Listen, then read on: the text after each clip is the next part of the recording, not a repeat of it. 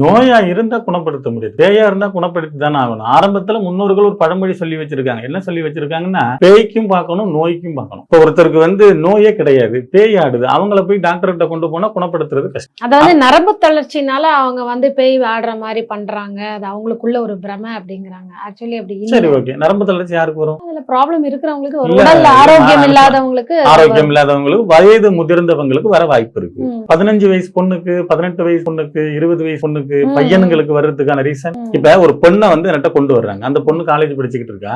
அவளுக்கு இன்னைக்கெல்லாம் பாத்தீங்கன்னா 19 வயசு இருக்கும். என் இடத்து கொண்டு வந்தாச்சு, ஆடுது, பேசுது.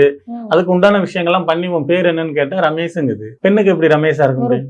பெண் உடம்புல இருந்து ரமேஷ்ன்ற பேர் வச்சு ஒரு ஏதோ ஒண்ணு ஆத்மா இருக்கு. உனக்கு என்னமா வேணும் அப்படின்னா, சிகரெட்டு, சம்சா, சாராய பாட்டல், பீரு, என் லவ்வர் கூட நான் சேரணும் அப்படிங்குது. எல்லாம் சரி பண்ணி முடிச்சதுக்கு பிறகு அதை வீடியோவா எடுத்து திரும்ப அந்த பொண்ணுகிட்ட காட்டுறோம்.